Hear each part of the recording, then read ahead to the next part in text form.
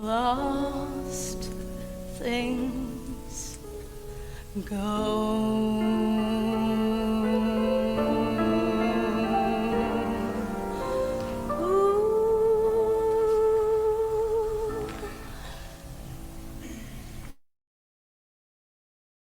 Good evening, and thank you for joining us for our 2021 Light Up a Life program.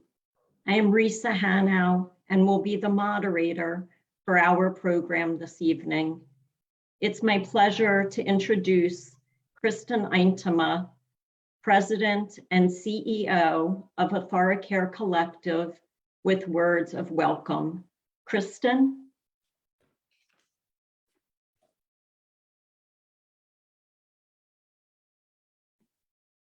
Kristen, unmute yourself. Thank you, Risa. I want to extend a warm welcome to each of you this evening. At a time when we are unable to gather in person, I'm thankful for the technology that allows us to connect in this unique way. It is our sincere hope you will find encouragement during tonight's service. You will hear a special message from the Reverend Dr. Daryl Aaron, Senior Minister at Providence Baptist Church in Greensboro. You'll also hear poetry and readings offered by staff and board members from both the Burlington and Greensboro campuses of AuthoriCare Collective. We will enjoy beautiful music from pianist Ruth Hyde, the First Lutheran Church Handbell Choir, singer-songwriter Nancy Pitkin. Special thanks to each of you. Whether you're attending your first Light Up a Life service or have been attending for many years, we are glad you are here. It is our hope that this evening will offer you a time to reflect and a time to feel the connectedness to others who are here in this virtual space. We're all stronger and more helpful when we share our light with others. Thank you, Kristen. We will now turn our attention to the lighting of the community candle. Later in our service, we'll have the opportunity each individually to light a candle, but our community candle represents all of those who we have lost collectively this year. The lighting of the community candle will be led by Eddie Gant, Chair of AuthoriCare's Foundation Board of Trustees. Eddie? Let there be light. We light this candle for our community, especially those who have experienced physical, emotional, and financial challenges this past year. We also light this candle in memory of those loved ones no longer with us, those lifelong companions not beside us today, nor waiting for us at home. We do remember the importance of their lives and ours, and we are keenly aware of their absence. May this light illuminate, even in a very small way, a little of the darkness we feel. Thank you, Eddie. We know that candlelight and words can soothe our soul. Music can do that as well. I now welcome Ruth Hyde. Ruth is a longtime supporter of AuthoriCare. She is the philanthropy officer with Cone Health's Heart and Vascular Center and its Healing Arts program. Ruth grew up in a home filled with music and art as her mom taught piano from home and was an award-winning artist. In her role at Cone, she sees firsthand the importance of arts and how they play a role in healing. She is honored to be a part of our Light Up a Life program again this year and will be playing one of her favorite pieces, the second movement of Mozart's Sonata. Ruth.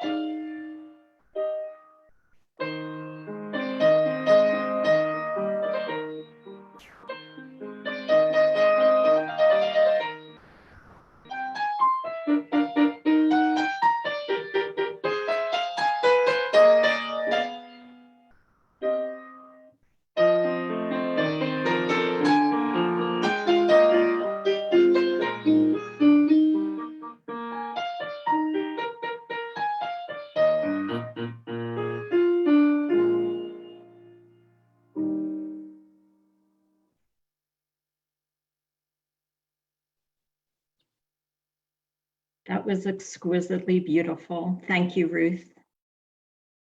Now, Sandra Gant Satterfield, one of the social workers with AthoriCare's long-term care team on our Burlington campus, will share the reading, My Beautiful Broken Shell, written by Carol Adams. Sandra? Dawn has broken on a beautiful day here at the ocean, and I've come to refresh my weary spirit and to refuel my tired soul. I'm so grateful for the peace and the calm of the seashore, where time stands still and unrushed, where I can see and feel the beauty all around me. This is my first morning at the ocean, and as I walk to the beach, feeling the rich, warm sand beneath my feet, I decide to collect a few shells. It is low tide, and I watch mesmerized as the ocean rises slowly, curls, and then spills this white lace foam onto the shore. I walk by a broken scallop shell and leave it to search for more perfect ones. But then I stop and go back and pick up the broken shell. I realize that this shell is me with my broken heart. This shell is people who are hurting, people who have lost loved ones, people who are frightened or alone, people with unfulfilled dreams. This shell has had to fight so hard to keep from being totally crushed by the pounding surf, just as I have had to. Yet, this shell is still on the beautiful sandy shore, just as I am. I am thankful that I haven't been completely crushed by the heaviness of my heart, by the pounding of the surf. If our world was only filled with perfect shells, we would miss some of life's most important lessons along the way. We would never learn from adversity, from pain, from sorrow. I am thankful for all that I have learned from my brokenness, for the courage it takes to live with my pain, and for the strength it takes to remain on the shore. Broken shells teach us not to look at our imperfections, but to look at the beauty, the great beauty of what is still left. Thank you, Sandra. We will now have the opportunity to enjoy a performance of Contemplation, which was composed by Karen Lackey Buckwalter and is performed by the First Lutheran Church Handbell Choir under the direction of Jeremy Truel.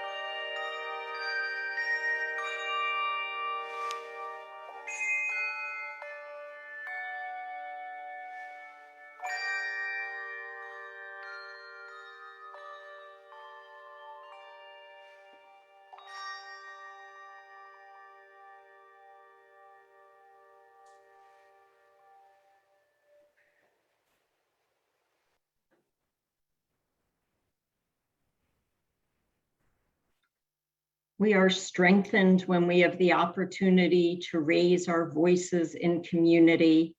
And we have the opportunity to do that now with a responsive reading entitled When We Remember Them.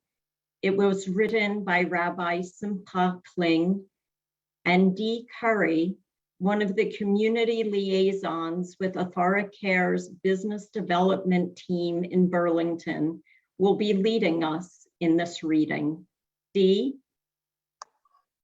Please join me for the responsive reading that will appear on your screen. I would ask you to read the bolded portion of the text out loud.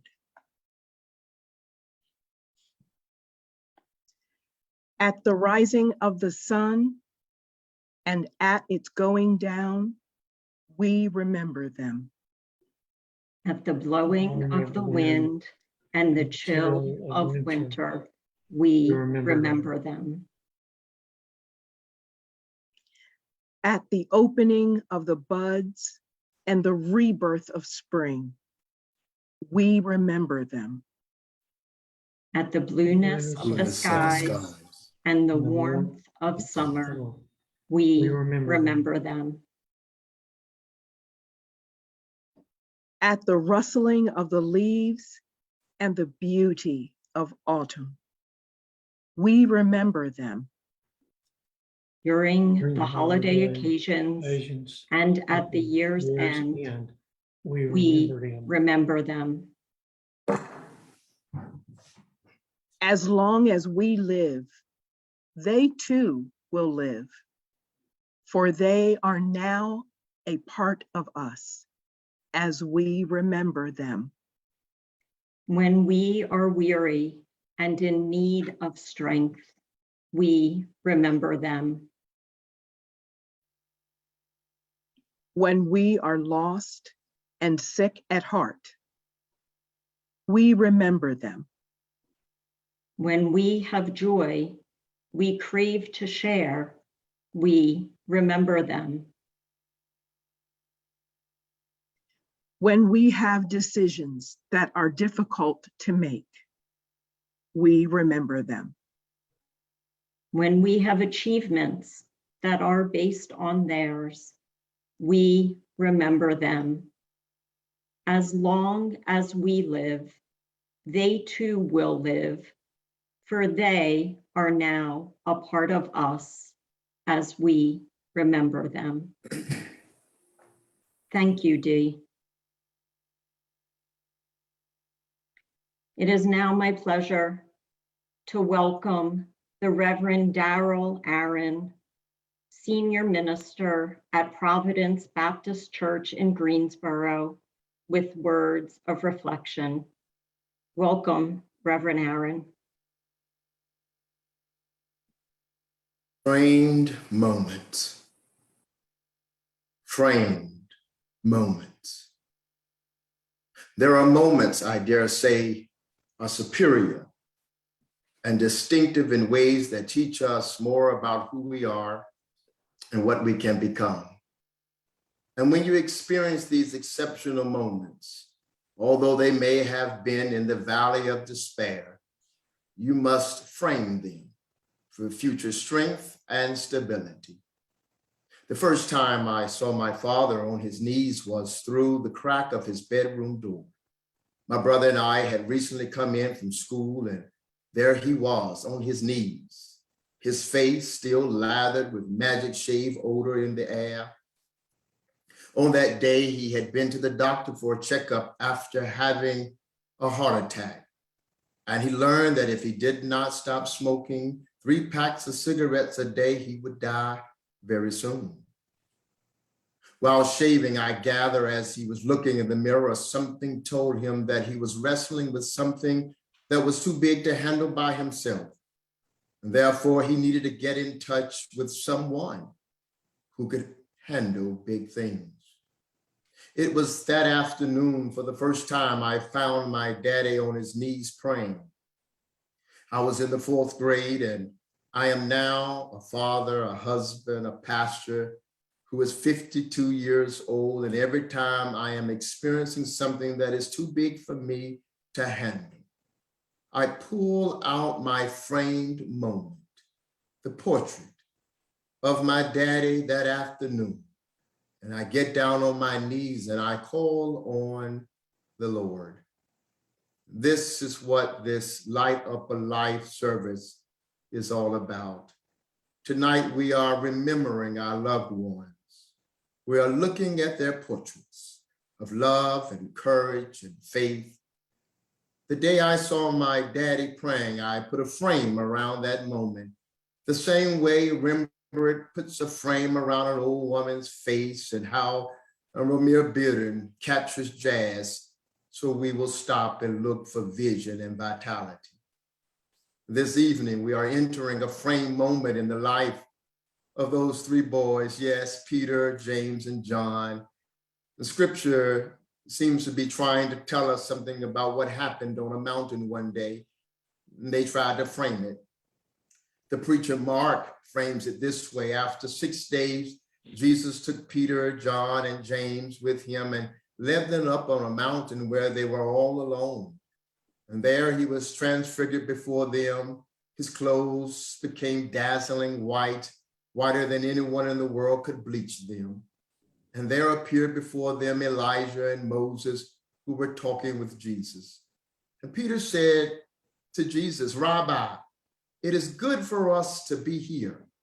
Let us put up 3 shelters, one for you, one for Moses, and one for Elijah." At this juncture of the story, many proclaimers have chastised Peter for wanting to build a booth around this situation. Of course, the mountain climbers cannot stay on the mountain forever. However, Peter was wise enough to know that he needed to record and learn from the moment where he had witnessed God do something he had never seen in his life. Advent presents a different way of seeing things. This moment on the mountain is filled with extraordinary insight to who God is. When you experience insight to who God is, you're learning something about who you are and what you can become. Yes, witnessing our Lord be transfigured, literally transfigured Peter. Peter said it correctly: "Lord, it is good for us to be here. Let us build some booths." My brothers and sisters, life can become dark, dreary, puny, and even petty. Therefore, when you are experiencing God do things that you have never seen God do, you ought to put a frame around it. Howard Thurman once purported that there must always be some place for the singing, listen to that, to the singing of angels, some place for the breathless and beautiful. Despite all of the crassness of life, despite all of the hardness of life, despite all of the harsh discords of life, life is saved by the singing of angels. Unlike Peter, too many of us have allowed our narratives to be flooded with moments that do not make our old burdens lighter. Too many people live sagging lives because they carry stories that mute heavenly voices that declare trouble don't last always. Stories of sorrow and sickness can rob you of life and joy. We need to frame and transport moments of transfiguration. We need to frame moments of change that set us up to be good people and to become committed people. When God parts a Red Sea and allows oppressed people to go free, you ought to put a frame around it. When God touches your life and starts you and allows you to carry the mat that you used to lie on, I believe you ought to put a frame around that moment. Yes, when God heals and saves and delivers, you ought to put a frame around those moments for future strength and stability. Peter said it correctly. Lord, it's good to be here. Framed moments teach us that when the load bears down so heavy and the weight is upon our brow, there is a sweet relief in knowing that God will make a way somehow. Why must we frame our mountain top experiences. On this night, we who have lost loved ones from cancer and other ailments know that it is not if, but when life takes you to the valley, the framed moment of what God is able to do must always direct and control our lives. Our Advent journey will not remain on the mountain or even in a manger or even in a happy space. And we all know that the trials and tribulations of life can sometimes throw us off balance and make us forget the good times. Or as the hymn puts it, prone to wander from the God I love. My father, who I found on his knees, exhaled his last breath one cool winter night, a week after retirement. If my father is anything like me, he probably had his faith challenged many times, and yet his return to his knees kept him going and giving him strength and stability. I pray that you and I will not only frame our diplomas and our certificates, but we begin to frame the moments we make a splash that disrupts the tranquility of the pond of injustice. Frame the day you found that you have wings to fly, and frame the moment that you discovered because you were still hurting. That did not mean that healing had not already started. Please allow me to repeat that. Frame moments, please frame the moments you discovered. Just because you were still hurting, that did not mean that healing had not already started. Frame the moments grace entered your life. There are moments, I dare say, are superior and distinctive in ways that teach us more about who we are and what we can become. And when you experience these exceptional moments, you must frame them for the future to give you strength and stability. In the spirit of remembrance and light for dark times. Amen. Thank you. Thank you, Reverend Aaron. That was deeply moving and meaningful. And we so appreciate you and your message. We will now turn our attention to the opportunity to light our individual candles. John Connor, chaplain with AthoriCare's Greensboro campus, serving Beacon Place, Kids Path, and long-term care patients, will lead us in the lighting of candles. John. Let there be light. This is the time in the service that we invite each of you there at home to light your candle.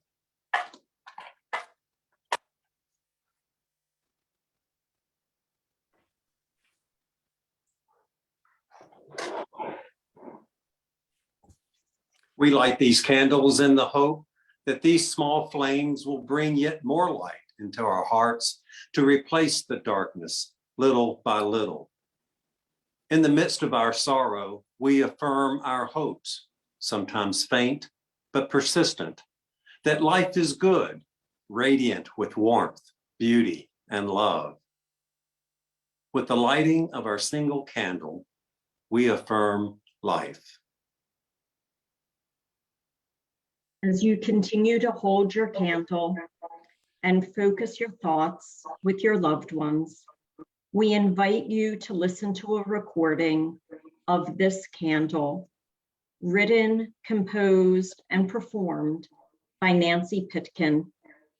Nancy wrote this piece specifically for Light Up a Life and first performed it 15 years ago.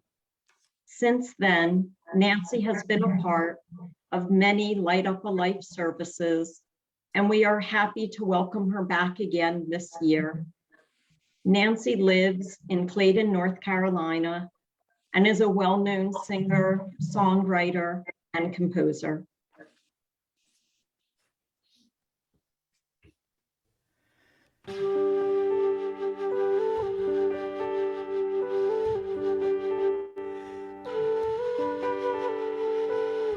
This candle, this light reminds me of your life, the love you always gave to me, illuminating and so free. And this candle I hold, a symbol of the hope that lives deep down inside my heart and leads me through the darkest dark, and words cannot say how grateful I am that I ever knew you.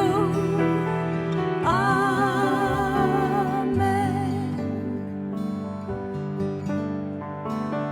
This candle, this light, forever in my sight, reminding me you'll always be a flame that burns eternally, and words cannot say how grateful I am that I ever knew you.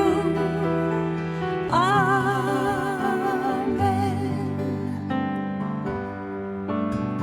So many times I've tried to make sense of why you had to go.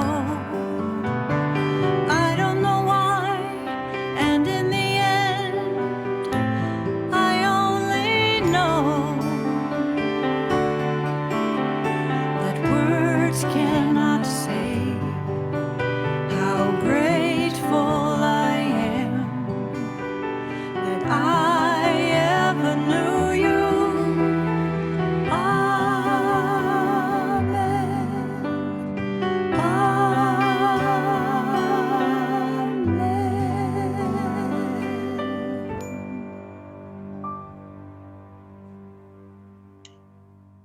We now ask Chaplain John Connor to join us again for the candle reflection. John. Now that everyone's candle is lit, let us reflect on those we hold so dear. We honor our loved ones in this sacred time with our very personal thoughts and feelings. While we cannot see each other tonight in this virtual gathering, we can acknowledge the bond we share because of the grief each of us are carrying. Notice how the flame on your candle casts its small light in your room. Now close your eyes and imagine all the candles that are burning here within our shared virtual space.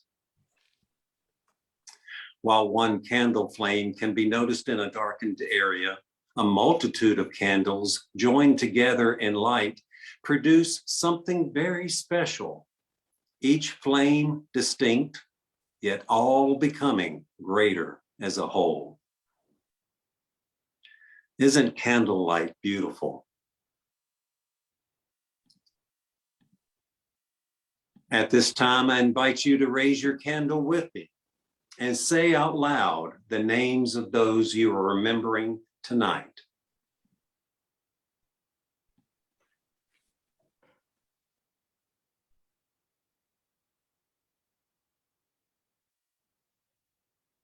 I'm remembering my dear sister Cheryl, as many of you are remembering loved ones.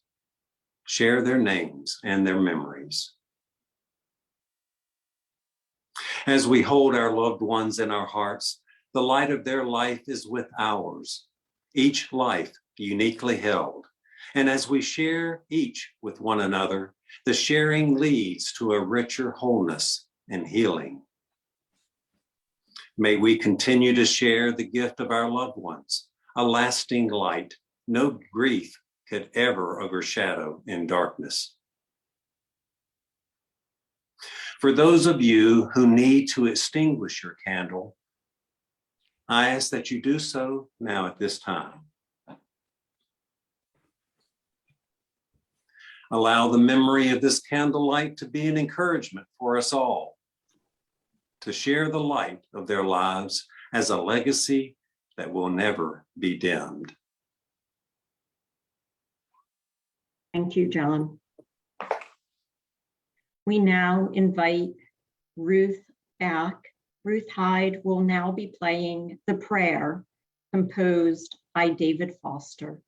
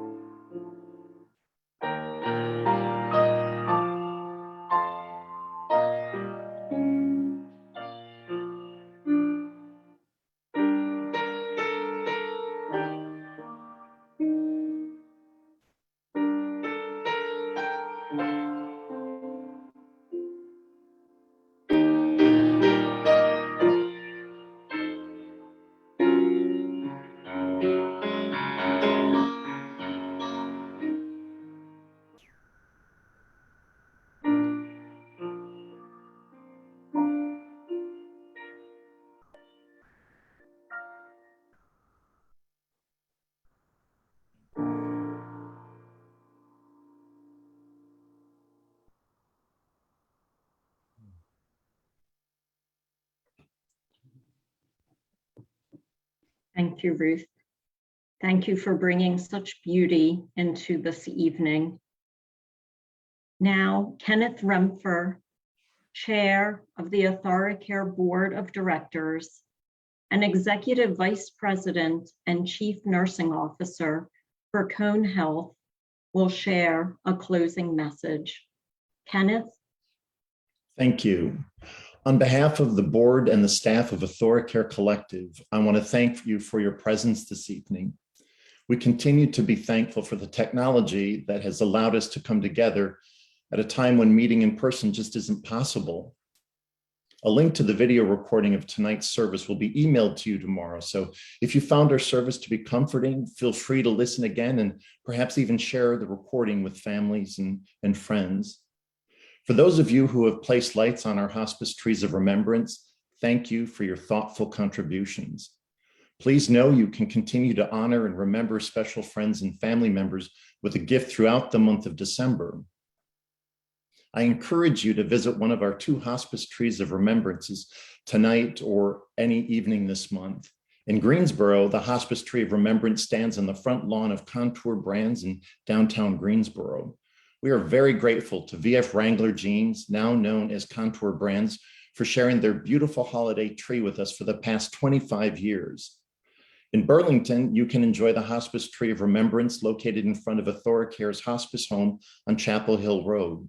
The circular drive leading to the home will be lined with luminaries, offering you easy access to view this beautiful tree. Our hospice trees of remembrance shine brightly because of a caring community, a community of friends, family, coworkers, and neighbors who have chosen to honor and remember someone held dearly by one of you. May these trees, with their tiny lights shining in the darkness, remind us of what is possible when we share our light with others. Let it remind us we are not alone. Thank you. Thank you, Kenneth. Pam Mitchell, chaplain with the long-term care team for AthoriCare's Greensboro campus, will now join us with a closing prayer. Pam?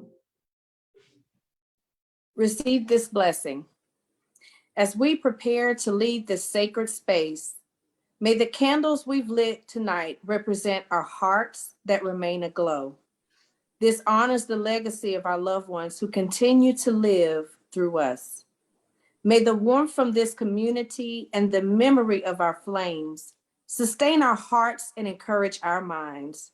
May our never-ending flickering flames be seen as comforting love to those who need it most, helping others to cope with their unmeasurable sorrows. And as we move forward from this space to engage the blessing of life's challenges and joys, may all our eyes have seen, our ears heard, and our hearts felt not seem as if we're saying goodbye, but instead, we look forward to seeing you again next time. Go in peace, go in joy, go in love. Amen.